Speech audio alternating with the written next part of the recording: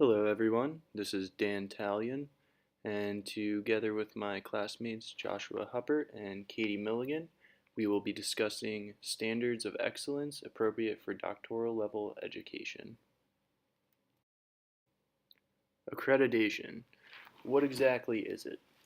Dr. Ian Windmill describes accreditation as a process of external quality review used by higher education to scrutinize colleges, universities, and academic programs for quality assurance and quality improvement. In one sense, the role of accreditation is to assure that graduates do meet some predetermined level of competency. However, accreditation is also designed to assure that an academic program is meeting its own stated goals, which consequently should be aligned with the profession's expectations for graduates.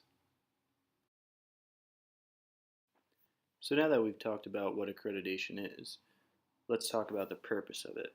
So, the overarching goal of accreditation is essentially trifold. The first, set the minimum academic and professional standards of excellence upon which all programs are foundationally built. The second, ensure that only those students who demonstrate mastery of all required knowledge, training, and skill sets graduate so as to provide only the highest quality of patient care. And the third, to provide a platform that encourages continual self-study and reflection as so to consistently evaluate those areas that could be improved upon and or strengthened. For example, quality of teaching, education, research, and clinical practice. With the goals of accreditation in mind, let's discuss the two accrediting bodies that are present in the profession of audiology. The first one, the CAA, is the Council on Academic Accreditation in Audiology and Speech Language Pathology, and they are the accrediting arm of ASHA. The second accrediting body in audiology is the ACAE, which is the Accreditation Commission for Audiology Education. The CAA accredits the majority of audiology schools throughout the United States. However, our profession is at a bit of a crossroads with the addition of the ACAE. So, our group decided to set out and try and tackle the question of whether or not CAA accreditation is appropriate for the profession of audiology. Here's a bit of a historical perspective on CAA. CAA is guided by a set of principles first developed in 1994 by the Ad hoc Joint Committee on Academic Accreditation Issues.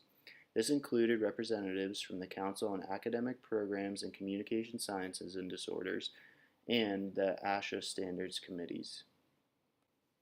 Dr. Roser, a well-known audiologist, commented on the CAA and stated that the current accreditation standard, i.e. that of the CAA, is designed primarily for accrediting master's level speech-language pathology programs.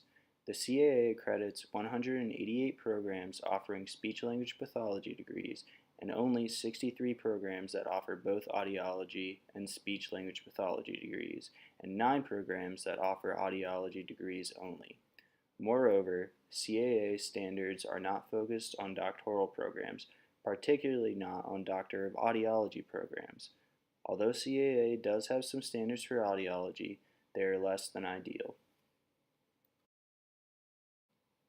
Historical perspective on ACAE. ACAE was founded in 2003 by the American Academy of Audiology and the Academy of Doctors of Audiology, with the goal of establishing educational standards specific to the new level of training in audiology, the AUD. They looked to create an innovative approach that would address the current problems with accreditation in audiology. Those problems were listed as time, efficiency, and the perception that accreditation is viewed as an enforcement action as opposed to improvement. ACA took into account recommendations from the Pew Health Professions Commission, the U.S. Department of Education, and the Council for Higher Education Accreditation. You might be asking yourself, well, what's the difference between CAA and ACAE, and what potential problem could CAA have for accreditation for audiology schools? Well, there's blurred lines between accreditation and certification. To talk about this, we'll quote Dr. Roser again. Accreditation and certification are two different entities and have little relationship with one another. They should not be confused with one another. Accreditation is a quasi-legal entity that is required by a profession to independently evaluate an academic program at the professional entry level. Certification is a postgraduate option that an individual decides whether or not to apply for. It can be a generic certification or involve a particular specialty. The blurred lines between accreditation and certification also lead into there being a perpetuated conflict of interest between CAA and ASHA. To quote Dr. Roser, the CAA standards largely compel university programs to prepare students for the certification from the Council for Clinical Certification in Audiology and Speech-Language Pathology. Some go even farther to explain this conflict of interest between CAA and ASHA. Dr. Engelman states, audiology programs pay the CAA several $1,000s to go through the process and receive accreditation. ASHA turns right around and effectively says that even though its accreditation arm has approved the graduating students, they then deceive you into believing that the membership organization arm should approve you again. This time you must pay ASHA an additional $455 fee for your certificate without becoming a member, or $511 as a member. ASHA essentially serves as a costly and redundant middleman. Aside from conflict of interest, this problem also has other implications for the profession of audiology. For instance, ASHA is largely made up of speech-language pathologists, and therefore the minority is audiology. So, when ASHA goes to vote on some type of issue, they're most likely going to vote for the majority of their organization, which is speech-language pathology.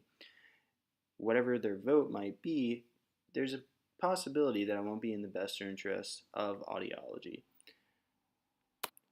To take this even further, some professionals believe that CAA and ASHA openly promote discrimination against non-SEED audiologists.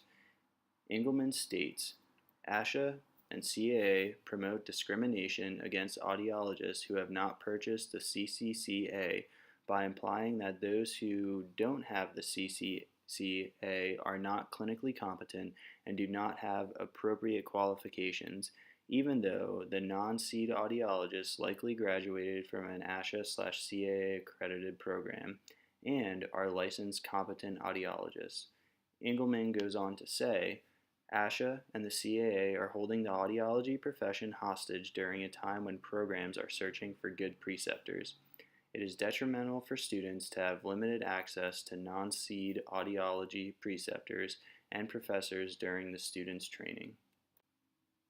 Now that we know this problem's impact on the profession of audiology, what's a proposed solution? Well, in order for audiology to be recognized as a truly autonomous profession, successfully achieve those academic and professional standards foundational to developing competent, doctorate-level professionals equipped to provide only the highest quality of patient care and continually adapt to the dynamic nature of healthcare, it is essential that audiology training programs are accredited by organizations that hold these ideals core to all they do and aim to achieve. Such an organization is ACAE. A quote from Dr. Palmer, who served on the board of directors for ACAE, helps to explain the importance of accreditation. She says, "It is safe to say that the majority of Academy members believe that education is critical to the success of our profession. This has been demonstrated repeatedly as we witnessed a grassroots cry for transforming the profession by introducing the AUD. Accreditation is the underpinning of education in any profession. Accreditation sets the bar for the educational programs and ensures that competent students graduate and enter the profession. It is time to take the next step and make certain that the accreditation of our AUD programs is not only appropriate, but that the accreditation process benefits and improves our programs." Some of the highlights of this proposed solution are that the ACAE focuses solely on accrediting audiology programs. ACA is web-based, automated format that allows data to be updated on an ongoing basis. They have opportunities for programs to benchmark themselves against other similar programs, as information and data can be shared anonymously on the CAP. Also, ACAE is flexible as it allows variance in methodology in which competencies are achieved across programs. ACAE seems to be a logical step in the accreditation of audiology schools, but what are some potential challenges to this solution? 1. The cost of obtaining and maintaining accreditation, particularly if universities have dual accreditation.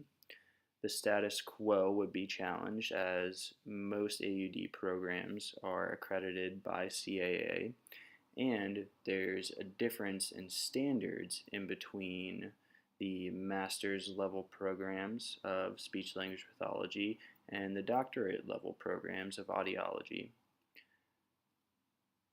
3. Effectively adapting and responding to the dynamic nature of audiology can be a potential problem. 4. Unifying the profession of audiology, for example, having one voice for the profession, that can be rather difficult because, as most of you know, we have AAA, ADA, and ASHA, which have some of the same ideas, but they're not all completely unified. Also, individual professionals do not always have the same goals as everyone else in the field as far as where audiology should go and what audiology should be doing. Here's a list of our references that we cited throughout our presentation. I would strongly encourage all of you to take a look at each one of these references, especially that last one by Engelman, the Reboot or Delete Audiology Board Certification, Time to Debug ABA, BC, and CCC-A. It's a really interesting read. So other than that, hopefully all of you guys enjoyed our presentation. This is something that our group definitely feels rather strongly about, and we definitely believe that all of you should at least have a good idea of what's happening in our profession, especially being that we are currently students. Alright everybody, take care. Bye.